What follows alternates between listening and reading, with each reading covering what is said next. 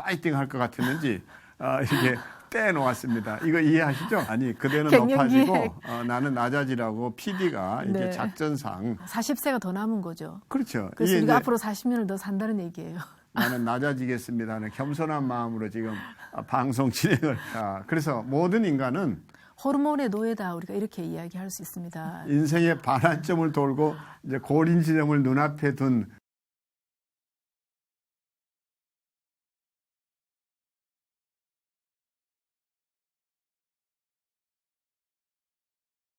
제가 좀 배가 튀어나왔다고 PD가 이걸 딱 영락없이 지적했거든요. 뭐 갱신한다는 단어도 있고요. 회춘한다는 그런 의미에서 새롭게 태어난다. 하나님께서 아직도 여성의 역할이 남아있다는 사인으로 그래서 인생의 궤도 수정이 이루어지는 바로 그런 시간이다. 우리 더 중요한 것은 인생의 방향이 수정되는 그런 시간이다. 그리고 막 이놈의 뱃살 막 이러면서 앙탈 부리고 갱년기도 그렇게 두려운 것만은 아니겠죠. 다시 한번 우리 인생을 돌아보게 되고 인생의 의미에 대해서 다시 발견하게 되고 유쾌한 성송 토크의 성기론입니다. 네, 김양숙입니다. 지난주에 이런 말 기억하시죠? 허들 경기의 장애물은 넘어지라고 있는 것이 아니라 넘어서라고 있는 것이다. 어쩌면 우리 인생에 장애물처럼 다가온 갱년기는 넘어서라고 있는 것이겠죠. 두 번째 시간을 가지게 됐습니다. 고대 인도인들은 인생에 4단계가 있다고 이렇게 얘기했죠. 학습기, 가주기, 임서기, 유랑기. 그러니까 태어나서 25세까지 무엇을 배워가는 이 학습기가 있는가 하면 25세부터 자신의 가정을 꾸리는 시기가 있고 뿐만 아니라 자신의 구원을 성취해 가는 그리고 마지막은 이제 죽음을 향해 가는 이런 표현들을 했습니다. 인생을 이렇게 여러 가지로 나누는 이제 그 기준이 있는데요. 이것뿐만 아니라 우리가 인생을 이렇게 3단계로 나누는 방법도 있습니다. 네, 그래서 출생에서 우리가 성인이 될 때까지를 first age라고 이야기하고 우리가 성인이 돼서 또 결혼해서 가정을 꾸리게 되는 그 시간을 second age라고 얘기하고 이제 마지막 단계가 있죠. 노화가 슬슬 시작되는 바로 그 단계 우리가 이때를 바로 third age라고 이야기하는데 갱년기는 바로 이 third age에 속하게 되는 거죠. 네. 그러니까 노화는 일테면 70 또는 60이 돼서 시작됐다가 아니죠. 기억하세요? 그렇죠. 갱년기 시작된과 동시에 벌써 노화가 시작이 되는 거죠. 그게 아니라 사실은 네. 노안만 해도 30세에 시작이 된다는 거거든요. 근데 지난주에 첫 방송인데 우리 사이가 조금 이게 잘못하다가는 파이팅 할 것 같았는지 이렇게 떼놓았습니다. 이거 이해하시죠? 그래도 사이가 좋으려고 하면 네. 사이 간 이렇게 해서 서로 떨어져 있어야 된다는 거. 근데 이 여자가 내게 더 높은 거 알아요? 아니 그대는 갱년기에 높아지고 나는 낮아지라고 PD가 이렇게 네. 작전상 김양숙은 흥하에 하고 송기로는 쇠하에 하리라. 그래서 여기도 그랬잖아요. 당신은 높아지고 나는 낮아지겠습니다 하는 겸손한 마음으로 지금 방송 진행을 하고 있습니다. 갱년기 가정의 모습입니다. 그래도 이거 싹 돌면 이게 완전히 갈라지는데 이렇게까지 안 해놓은 거는 감사하지 않아요. 네. 그래서 제 의자는 꼼짝도 못하도록 해놨거든요. 저는 발이 묶여 있습니다. 그래서 조금 전에 얘기했던 더 third age라고 그랬을 때 이것을 갱년기라 이제 부르시는데 다시 새롭게 한다 이제 이런 얘기인 셈이죠.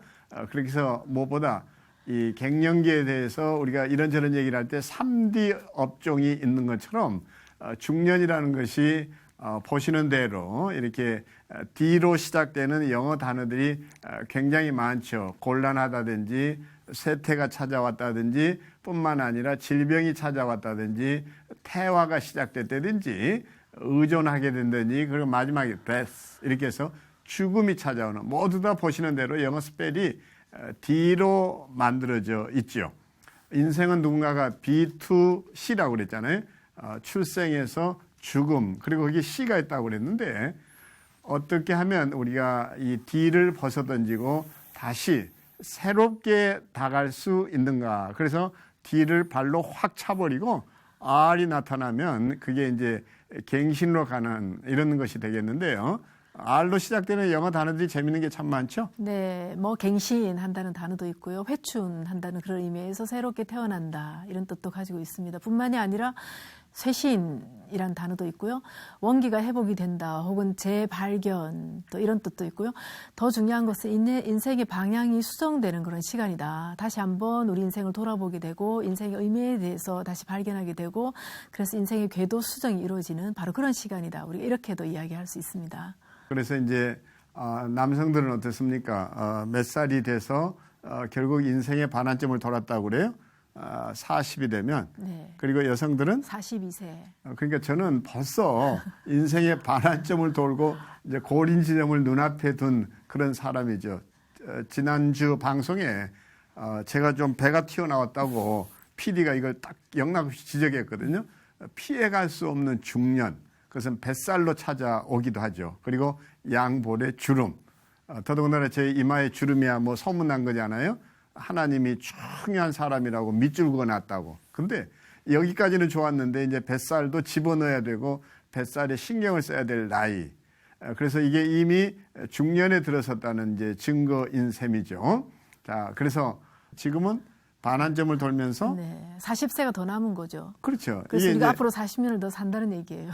40세를 기준했을 그렇죠. 때. 네. 그러면 그 인생을 어떻게 살아야 할 거냐는 건데 뉴스위크지는 보시는 대로 폐경의 비밀 이렇게 해서 구체적으로 이것이 우리에게 찾아오고 있다. 이것을 이제 공론화하기 시작을 했던 것이죠. 자, 그래서 모든 인간은 호르몬의 노예다. 우리가 이렇게 이야기할 수 있습니다.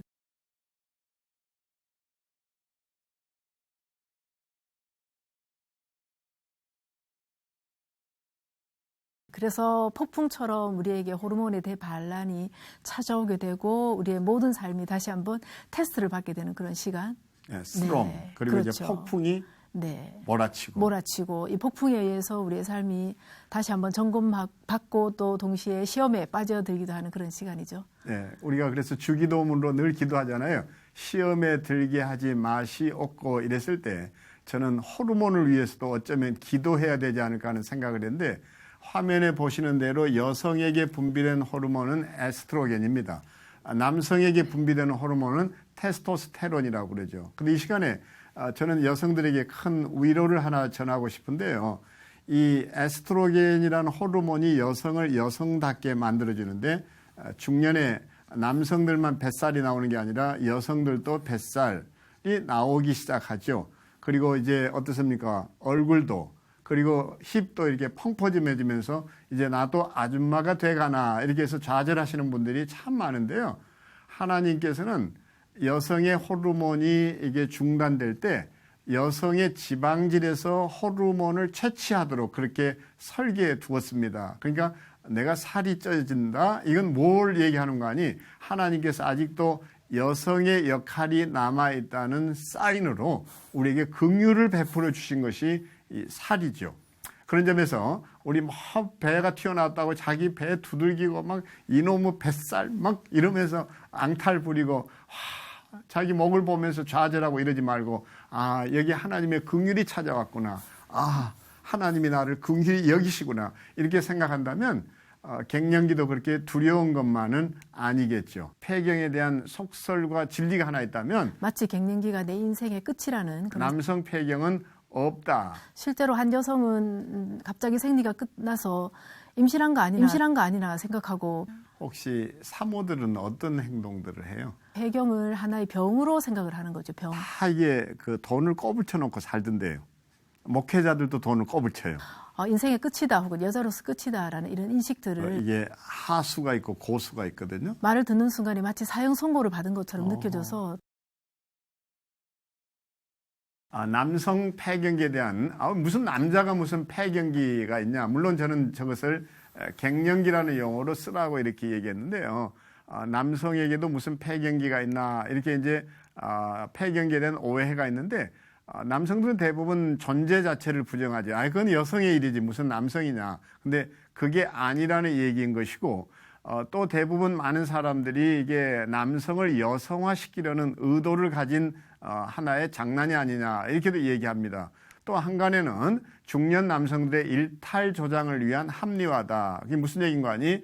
내가 해서는 안 될 일을 해놓고서도 이게 갱년기로 온 문제야 이런 식으로 해서 합리화시켜주는 하나의 피난처를 제공하는 것이 아니냐.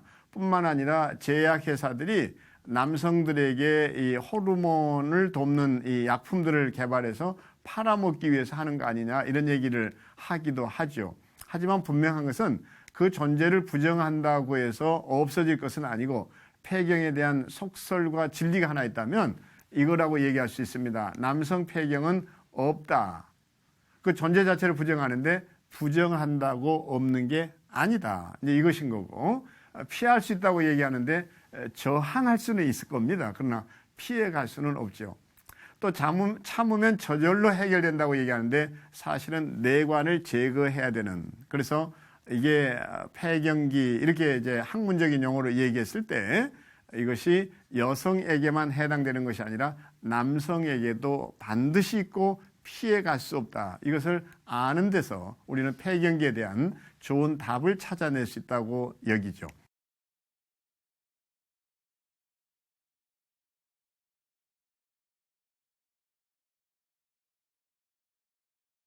남성뿐만이 아닙니다. 여성 폐경기에 대한 오해도 있는 거죠. 네, 있죠. 근데 마치 그 청소년 아이들이 사춘기 맞이하기 전에 미리 엄마들이 걱정하면서 이 어떡하나 하고 생각하는 것처럼 우리가 갱년기 여성들도 갱년기가 오기 전에서부터 벌써 마음속으로 큰 부담을 가지고 있으면서 마치 갱년기가 내 인생의 끝이라는 그런 생각들을 가지게 되는 편견들이 굉장히 많이 자리 잡고 있을 뿐만이 아니라 실제로 한 여성은 갑자기 생리가 끝나서 임신한 거 아니나 생각하고 병원을 달려갔더니 임신이 아니라 이제 생리가 끝났다라고 말을 듣는 순간에 마치 사형 선고를 받은 것처럼 느껴져서 돌아오는 그 시간이 너무나 슬프고 이제 여자로서 끝이 났다라는 그런 생각들을 하게 되죠. 그래서 굉장히 많은 큰 오해라고 할 수 있습니다. 그래서 여성들이 인생의 끝이다 혹은 여자로서 끝이다라는 이런 인식들을 여성들이 많이 가지게 되는 것도 역시 편견과 오해 중에 하나라고 할 수 있죠.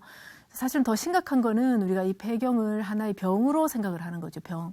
갱년기 여성들을 겨냥한 상술이 굉장히 성행하고 있습니다. 그래서 뭐 보톡스라든지 얼굴 주름살 펴는 거, 뭐 이마 주름살 펴는 거부터 시작해서 태반 주사, 뭐 크리스탈 필의 종류도 정말 한두 가지가 아닐 정도로 예, 그래서 되돌릴 수 있다는 착각과 환상을 굉장히 많이 가지고 있는 거죠. 아하. 다시 내가 젊어질 수 인정을 있다라는 거죠. 그러니까 알고 보면 이제 인정을 못하는 거겠죠. 예, 그러면서 계속해서 젊음에 집착하는 그런 현상들이 나타나기도 하죠. 예. 근데 아까 제가 목회자들 예를 들었는데 혹시 사모들은 어떤 행동들을 해요? 이제 사모들은 이제 그들 속에 대단한 어떤 그 호르몬에 의한 남성 호르몬이 올라오기 시작하면서 그 목회에 일일이 간섭하는 이런 행동들도 많이 나오고 그리고 뭐 특히 설교 가지고 시비를 이제 엄청나게 많이 걸죠. 여보 뭐 어떻게 이 설교보다는 뭐 이런 게 낫지 않을까? 오늘 수요일이니까 성도들 피곤하니까 뭐 조금 이야기로 재미있게 할 수 없을까? 뭐 이런 얘기들 하면서 교회 안에서 어떤 영향력을 행사하고 싶어하는 그런 행동들을 많이 하게 되죠. 이 때문에 그 목회자 가정 안에서 굉장히 심각한 갈등이 생겨나게 되죠. 네. 저 목사님은 당회장님이시고 네. 사모님은 총회장님이라는 속설이 있어요. 그래서 이불 속에 당회장이 더 크다면서. 예. 네. 그렇죠. 실컷 결정해도 이제 하룻밤 자고 나오면 결정이 다 뒤집어지니까 이불 속에 당회장의 파워가 제일 크다 이런 말들이 이제 이때 나오는 시간이죠. 네. 예. 그래서 결국은 저는 이쯤에서 이제 또 하나 해주고 싶은 얘기가 있다면 이게 하수가 있고 고수가 있거든요. 근데 다시 말하면 하수는 뭐가 하수관이 모든 남자들이요 다 이게 그 돈을 꼬불쳐 놓고 살던데요. 목회자들도 돈을 꼬불쳐요. 꼬불친다는 말이 어색하게 들릴 수 있겠는데 다른 의미는 아니고 권사님이 목사님 책 사보세요 하고 용돈처럼 줬는데 이걸 사모님한테 일일이 다 보고 안 하지요.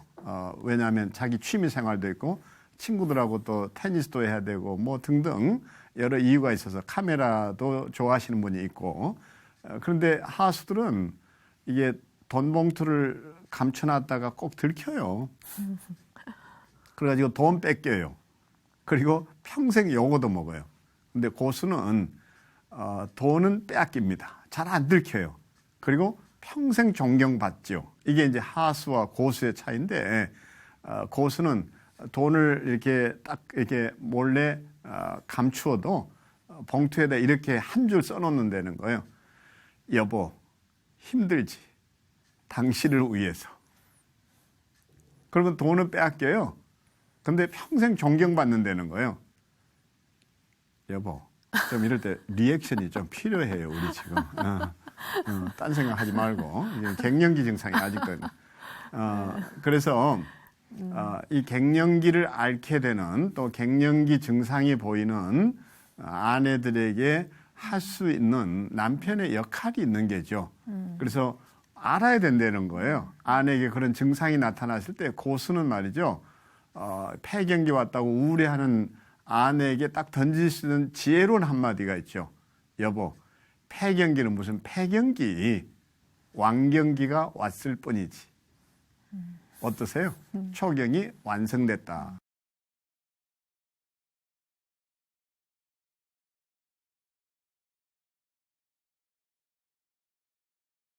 그래서 여성은 3번 태어난다면서요?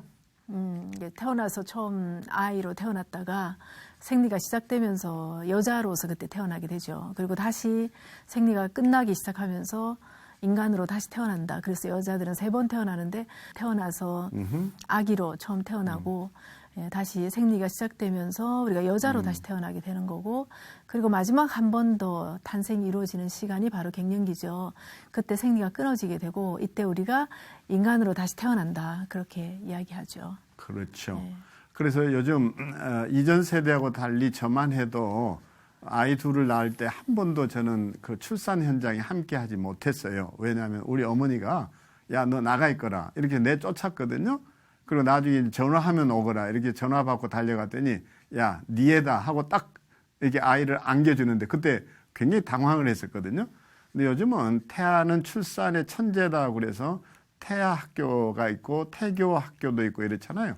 그래서 젊은 아빠들은 가위를 들고 거기에 출산 현장에 가 있는다는 거예요. 그래서 탯줄을 자른다든지 그래서 시대가 많이 바뀌었다는 것이고, 요즘 젊은 아빠들은 이제 자신의 아이가 이제 생리가 시작됐다 그러면 축하하면서 친구들을 다 초대해 가지고 피자 파티 해준다고 그러잖아요.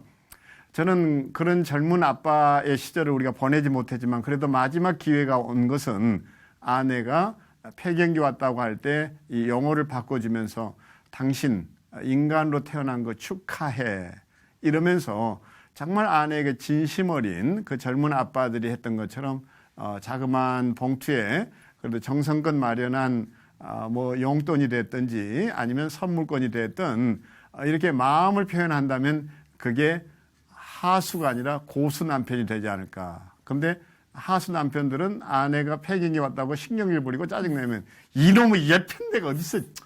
왜 이래 진짜. 당신 때문에 집안이 개판이잖아. 이제 이러는 거 아니에요? 그래서 집안의 해, 그래서 아느 해, 이게 안해가 되고 아내가 됐다고 그러는데 아내가 햇살이 환하게 비칠 수 있도록 남자들의 격려가 필요한 거 아닌가요? 그렇죠.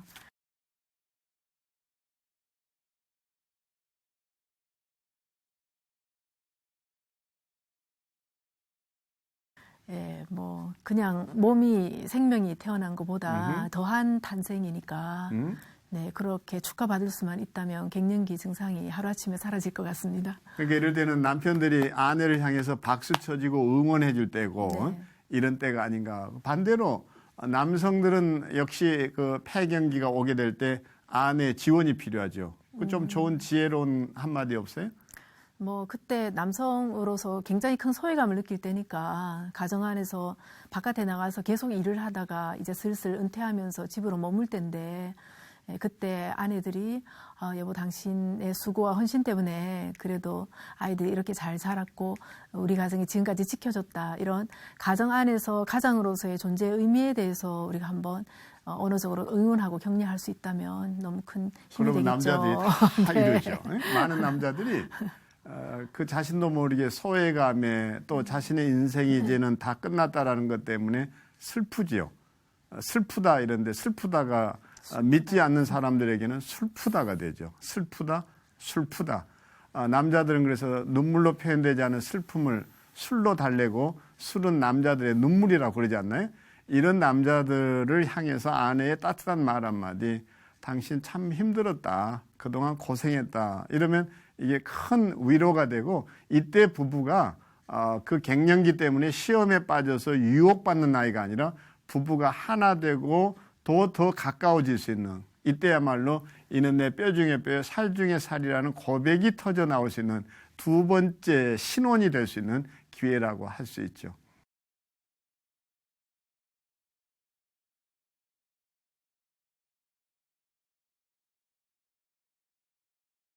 그래서 아내를 위해서 저는 태반 주사도 맞게 해보았고, 온갖 비타민 종류, 그리고 아내의 그 갱년기를 돕는다는 온갖 약들을 조사해가지고 사서 주기도 했는데, 끝내 이 어떤 것도 통하지 않았죠. 그때 그 아내의 그 모습은 한마디로 말해서 아주 처참할 정도로, 어떤 때는 이렇게 가라앉았다가 어떤 때는 또 거라사인의 광인이 됐다, 뭐 이렇게 하면서 어떤 처방도 통하지 않을 그 암담한 시기가 있었죠. 이 죽음의 계곡을 걷는다고 할까. 그때 뭐 당신 상황 좀 스스로 또 한번 은혜로운 자백 좀 한번 해보지 그래요. 그때 사실은 나를 가장 힘들게 했었던 거는 당신의 반응이죠. 또 죄인이 됩니다. 저는 한없이 낮아져야 될 성기론입니다.